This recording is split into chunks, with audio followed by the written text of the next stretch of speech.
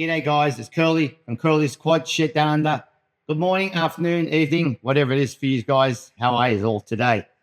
Okay, today we're going to go over once again. I know I've gone over this a couple of times in different videos in the past. We're going to find out about finding the center of your foot, finding out what length plate you want. Now, this is all referring to what we call an Aussie mount. So the classic Aussie speed mount, which is is used by other countries as well. I'm going to try and explain it as succinct and precise as I understand it, or the method I use. I have put a graphic up before, and I'll put that up in a minute as well. So basically what you see here is a classic speed mount, a classic mount that I would do, really, me personally. Now, these plates are a 155 axle spread. So between the center of the axle to the center of the axle to the center of the axle is what I found ideal. And these ones here are 167. They're a little bit longer than what I usually like, but as I've explained, this is the only plate I have in that size. So, let's go over finding what actual spread you want. Now, as the graphic I put up, basically what we'll do is I'm going to put the camera down and I'll put my foot up and we can explain a few things about the foot. So let's just get on to that. Okay, so let's just get some of these out of the way. So it's my let's put those down there. We'll leave the plates up here at the moment because I'm going to use those in the description. That one to the side and put the boot to the side as well. Okay, your foot. For me, the two pressure points where you push off, for me, are basically at or just forward of the inside ankle bone. Now, I know I've mentioned outside ankle bones, but we'll explain all that. And just basically where the ball of the foot meets the big toe. So where the ball of the foot meets the big toe, that is one point. And where your inside ankle bone is the other point. Now, everyone's going to be different. So me personally, I measure the outside ankle bone. I can't quite, you'll see here, I can't get my foot around. It's a bit awkward.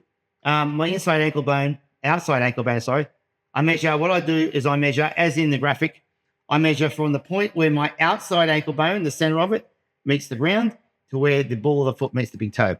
Now, when you get to that point, what I do is I put my foot on a bit of grid paper.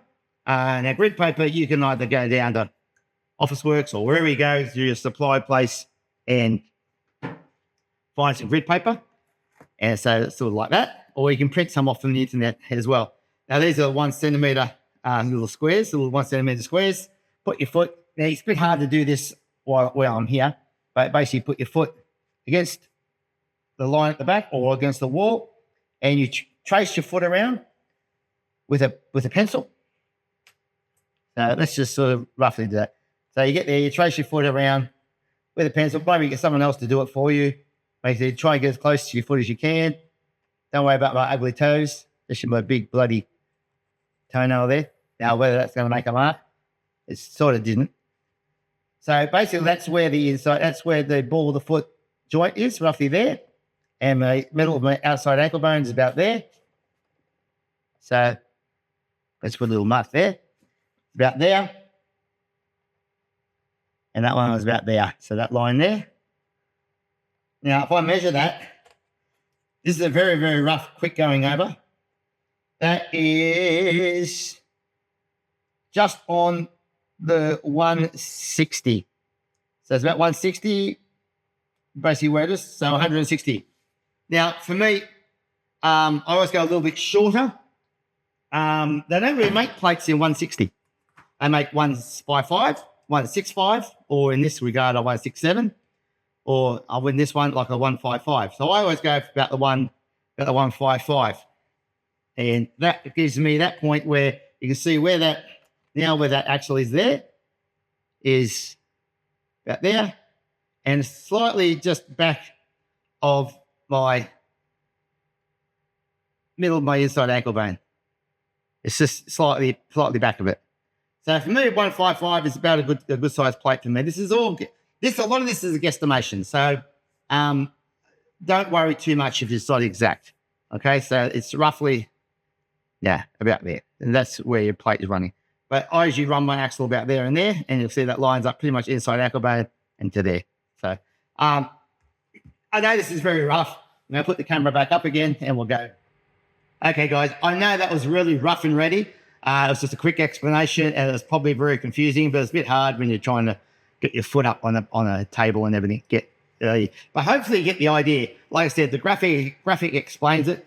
But you're never going to, everyone's foot is slightly different, and we don't have, well, Bond have an adjustable plate, which, yeah, if you really want to get succinct and right to the actual measurement, but it's all a bit of a guesstimation, and find what works for you. So that's a rough starting point. If you do that measurement, that gives you a rough starting point. Now, what I found for me personally, the 155 is a good plate, especially for indoor track racing. But you might want to go a little bit longer for an outside if you're racing, or even just now saying racing. It's also good for general session skating.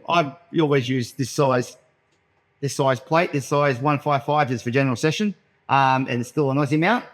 So that mount, that axle is pretty much lines up with my middle of my inside ankle bone, and then that axle lines up with just on or just slightly forward of that joint of the ball of the foot measurement. So I hope that explains it to a certain extent. It's hard to explain exactly. It's better off probably in person, and once again, it's a bit of trial and error. That's why when I do my mounting, I use little self-tappers, and then I tap it in, just see how it feels. Because what you want is you want to be pushing off from basically where your foot meets, where your big toe junction. That is where you push off on the front. And when you step, you want to step on basically that part of the heel, which is pretty much just forward of the center of your heel. I'll see if I can find the Cruciani video. I'll put that up again as well on here as well, to put on as a little demonstration. Now, when it comes to finding the center of your shoe or boot, it's a pretty standard thing. What you do is you put a bit of masking tape on there just so it doesn't mark the boot. I put a bit of masking tape. I then measure across the widest, basically where your back axle, where your front axle is going to fall, roughly, which in relation to into an Aussie mount, it's pretty much with the widest part of the boot. So I usually put a mark, measure across the widest part of the boot, make a mark. Then I measure across the heel, make a mark in the center. So basically measure across the widest part of the boot, mark the center, widest part of the boot at the heel, mark the center, draw a line, and that is your starting point. Okay, I stress this is your starting point. Okay, now that line, with all things being equal, that line should roughly run between your second and third toe. You'll see in the graphic I had up, that line runs pretty much, for me, runs between the webbing where my second and third toe meet. Now, then when you mount it, you put your plate on roughly where you want your axle, so you can guesstimate and get a rough idea where you want your axles, and then you can go for a little roll, feel how it feels, and then if your soft tappers, and then move forward or back depending on what you feel. This is one reason I don't really like making other people's skates. This is why I want to teach you, because everyone's personal. To me, I wouldn't be confident to actually, without having the person there, to mount someone else's plates, to know they are getting their axles exactly where they want them. It's a lot of it is by measurement, but a lot of it is by actual feel and how everyone's different, and no one is going to be exactly the same. So that's why I want to teach you how to do it yourself. Okay, so basically, like I said, you mark your center, and then you put your plates on, plate on where you think it's going to go. Well, what you do is you put wheels on each side, and roughly you have to sort of guesstimate a little bit, and then mark it over look over the top and see which wheels are sticking out. I've gone over this a fair few times in the past, so I just wanted to sort of do a quick video today, and hopefully this explains a lot. If you've got any questions, please ask me, and I can go over it more specifically, explain what's going on with a lot of this stuff. Because it's, like I said, it's very, very definitely a feel thing. It's not always about the measurement. It's about how it feels. You might have a weird foot. I mean, I've got a weird foot. It's short and got ugly toes, but you might have slightly different shape to your toe or a different way your ankles pronate or whatever. And so you have to adjust just a little bit. You might have to toe it in a bit, toe it out a bit. It depends. There is no perfect way. There is no exact, definitive, right way. There's the best way, okay, for you. Okay, so that's why I want to teach you how to do it. I know I've waffled on as usual, but I just wanted to explain that for you. Hopefully it gets some points across. And if there's anything you want me to explain, just let me know and I'll try to explain it better. Okay, like I said, I go with these videos, I just go off the cuff. I don't have a script written. I just sort of waffle on as I do, and hopefully something goes through to you guys at that end. All right, guys, take it easy, and thanks for watching. And I'll get back to mounting this one up now. So this is the other one with the of this mount. This one, the first one done here, and now let's go do the second one. Yeah. All right, guys, take it easy. Thanks for watching. Love you all, and I'll catch you all later. See ya. Bye.